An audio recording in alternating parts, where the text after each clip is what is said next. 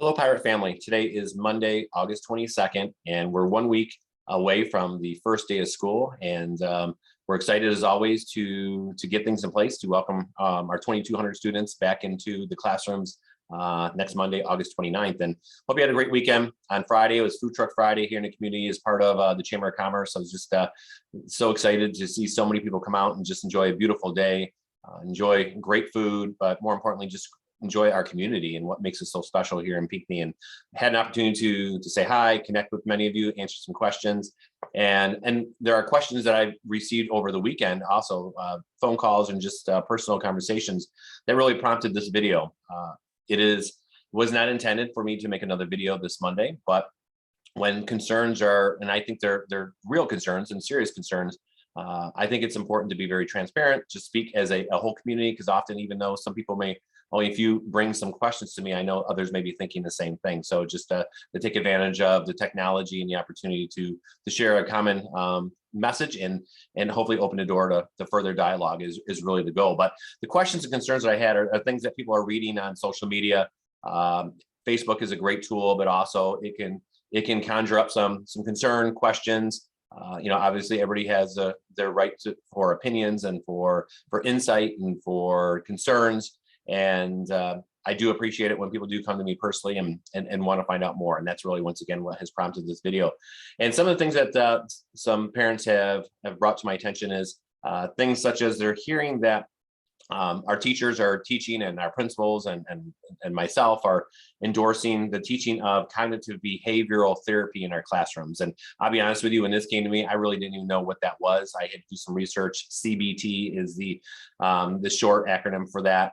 And that definitely is not occurring. And I'll just read straight from the resource sheet I have, is that CBT is, once again, stands for cognitive behavioral therapy, and it's a research-based approach and something that only certified therapists do one-on-one, generally with their clients. And that's not something our teachers are equipped. That's not something that we have gone explicitly to ask them to do, nor would we ever do that.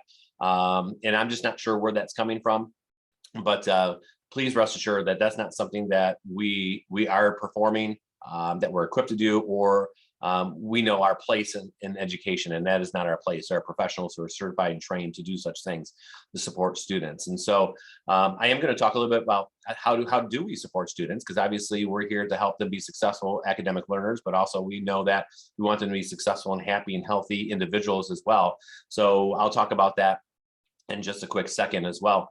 But also the concerns that folks sometimes tie and connect is that CRT, critical race theory, are we teaching that? Some of our principals have gotten those questions. I get those continually. We hear that circling around a lot in media and social media. And once again, we have never, ever taught critical race theory. As of last year, I wasn't even familiar with what it entailed. I had to do research. We had to inform our principals, our Board of Education, and because we really had no idea what that looks like. And we, after learning, we definitely say in full confidence that's something that we are not teaching. We're not exposing our students to. We're not interested in doing that. From what I understand, that generally those conversations generally do happen at university levels. And I'm not saying that some schools in this nation have brought that on board, but that has not been the case here in Pinckney Community Schools. And I can say in confidence in Livingston County. I can't speak throughout the state, but I work closely enough in Livingston County. I can say in full confidence that's not something that is occurring, and we have no plans to do that. And so those two topics have been brought to me over the weekend. CRT is a conversation I've had several times, but the cognitive behavioral therapy was new. And once again, after doing some research and digging, I can say in full confidence that that is not something we are doing at this time. Now, we do have folks that we utilize to support our students. We know that our students bring their personal experiences into the classroom, and even more so after the pandemic, we're seeing just an increase in anxiety disorders, stress. We have trauma-based situations where students have just experienced some very serious trauma, and we know that impacts our brain development, impacts our ability to manage and cope in a healthy way. And so we do look at utilizing staff such as our student family specialists we have, who are are trained to help support students within the school setting and learning how to cope and manage, and if anything, get additional resources in our community if that is appropriate. We have our high school counselors, we have school psychologists, we have behavioral specialists that we utilize as well. We have a dean of students, Mrs. Higgins at Pathfinder, who's also a trained social work, who can offer the support and the help and support and the resources that students and families may need as well. And we tap into our community resources such as community mental health or U of M hospital or local agencies. And so once again, we do look to support our students with the struggles that they're having, but in no way are we doing it in a place that is taking the spot of what a true professional therapist would be expected to do, and equipped and trained as well. You often, unfortunately, we hear words thrown at us as we are indoctrinating students or brainwashing students. And that, once again, if you've been with us and you've been part of our school community, I've been here for 25 years, our teachers, our principals, many of us live in this community, have worked here. That, once again, is not even close to resembling anything that we're trying to do. I will say, and this is just kind of in jest, if we are indoctrinating our students, it is from the standpoint of love, of respect, of empathy, of integrity, and of caring. And those are our values here. Those are the attributes that we go about our daily work and our vision and our commitment to help support our students. But in no way are we trying to reshape students' brains, rewire them, as some may accuse us of doing. And that's simply not our place and our intention. And so as we start the school year, I want to kind of, once again, lower people's anxiety or concerns. And if you have any around those, please feel free to reach out and ask me, and we'd be more than happy to have you come in and talk to us further, or even just observe what's happening in the schools. And the other component of this that is strongly connected is SEL. SEL stands for social emotional learning. It has become really a tagline throughout the country in the recent years, and is nothing new that in an educational standpoint, because we've always been committed to helping support our students from a social emotional learning standpoint. And our goal is really to help equip them with tools, no different than equipping them tools to help be critical thinkers, be successful learners, those good habits, but also our responsibility and our role as an educational system is to help create really healthy individuals that are going to be able to go on and chase their dreams and be successful in whatever life choices they tend to make. And we know that life is hard and learning is hard, and our brain is impacted by anxiety and stress. And students who suffer panic attacks and depression, and once again, trauma that has occurred. And as adults, we can relate when we have high anxiety, when stressful things happen, when traumas happen. We are not at our best in learning, especially learning complex material, things that we need to retain, things that we need to apply, things that we need to then share with others. And that's just a reality. And it's not trying to replace the importance of academics, but those two things are intertwined. And we are always looking for ways to help do a better job and help things system-wide, K-12. And then you will hear things of, well, Pinckney's going to institute or we have an SEL curriculum. That word curriculum is a tagline. And then there are things such as CBT, CRT linked to that. And once again, the word curriculum, I do agree, can be vague. It can open a door to a lot of speculation and questions and concerns. I do acknowledge that, but really it's a framework. And when we do anything system-wide, we look at frameworks so that there is a structure, there's an opportunity for us to learn and be held accountable at the same time. Curriculum actually is a way for us to be held accountable and to measure what we're doing and what's going well, what's not going well, what do we need to stop doing. And what we're looking for is just what is a way that we consistently support our students, help build their toolbox, help build their self-worth, their self-value, their self-awareness of themselves as learners, as thinkers. How do we manage stress? How do we manage anxiety? How do we stop that perpetual negative thinking that sometimes we all fall in the trap of? Being a former math teacher, my biggest challenge from day one was helping change the mindset of students who thought they couldn't be good at math and they can't do math, and that roadblock. And I had to remove that. And that takes time, and that takes skill, and that takes effort. And anxiety directly correlates to negative thinking. And so it's just a way to help, once again, build a toolbox of healthy coping skills And we are looking at ways to do that. And last year we did pilot a program at Pathfinder. It's called Trails, and many people are familiar with that. It comes out of U of M. It was created by mental health specialists and educators. And we had an opportunity to try it out. And that's what a pilot is. We put it in place. We learn a lot from it.